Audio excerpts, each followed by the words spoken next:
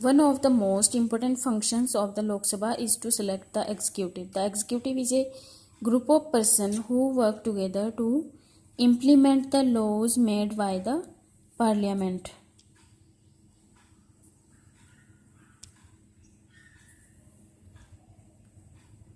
This executive is often what we have in mind when we use the term government. अब कार्यपालिका का चुनाव करना जो है लोकसभा का जो एक महत्वपूर्ण कार्य है, ठीक है। जैसे कि आप मतलब अपने अध्याय में आपने पढ़ा था कि कार्यपालिका ऐसे लोगों का समूह है जो कि कार्यपालिका जो होती है, ठीक है, वो ऐसे लोगों का समूह है जो संसद द्वारा बनाए गए कानूनों को लागू करवाने के लिए जो है मिलकर काम करते हैं।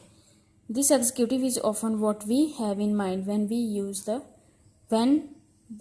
The term government.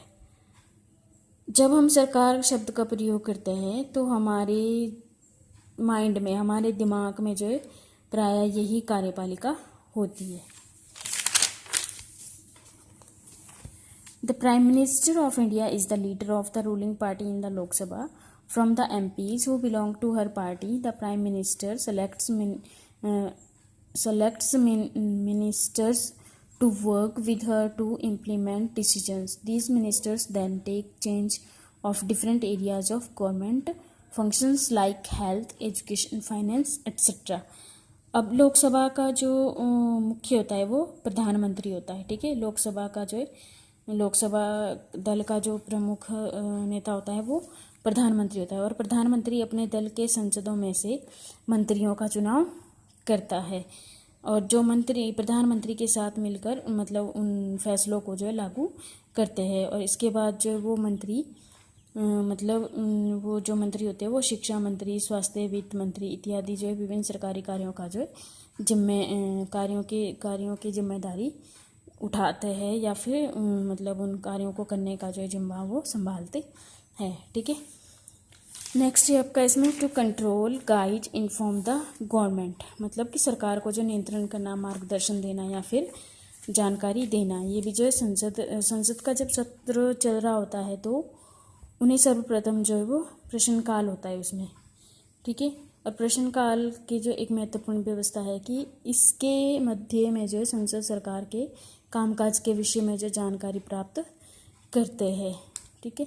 नेक्स्ट है आपका लॉ मेकिंग, मतलब कानून बनाना, ठीक है। संसद का एक महत्वपूर्ण कार्य है कानून बनाना और इसके मतलब लॉ मेकिंग जो है आपका वो नेक्स्ट चैप्टर में शुरू हो जाएगा। अब आपका कि जो who are the people in parliament, कि पार्लियामेंट में जो कौन कौन से लोग होते हैं इसमें आपको मैंने बताया गया है। पार्लियामेंट के 3 अंग होते हैं, प्रधानमंत्री, लोकसभा और राज्यसभा, ठीक है। लेकिन इसमें जो है कुछ सभी लोगों की भागीदारी इसमें रहती है, जैसे दलित हो गए, अल्पसंख्यक हो गए या पिछड़ी जाति जो भी लोग होते हैं सबकी जो है वो इसमें भागीदारी होती है। मतलब सबको जो है वोट देने का अधिकार होता है। जो व्यक्ति चाहे वो SC, STs, OBCs कोई भी हो, जनरल हो, सभी व्यक्ति जो है वो इसमें अपनी भागीदारी निभा सकते हैं। अब जो आपको मैंने बताया था कि the parliament of India is the supreme law making institution, मतलब जो हमारी सरकार है वो भारतीय संसद है वो देश की सर्वोच्च कानून निर्मात्री संस्था है और इट हैज़ 2 हाउसेज, इसके जो 2 सदन होते हैं, लोकसभा एंड राज्यसभा। अब राज्यसभा में जो टोटल मेंबर कितने होते हैं, 245 सदस्य होते हैं इसमें और इसका जो अध्यक्ष होता है वो उपसभापति होता है। उपसभापति जो है वो राज्यसभा का, उपराष्ट्रपति जो है राज्यसभा का सभापति होता है और लोकसभा को जो हाउस ऑफ पीपल भी कहा जाता है और इसके जो टोटल मेंबर्स होते हैं वो 545 होते हैं और लोकसभा का अध्यक्ष जो है वो प्रधानमंत्री होता है।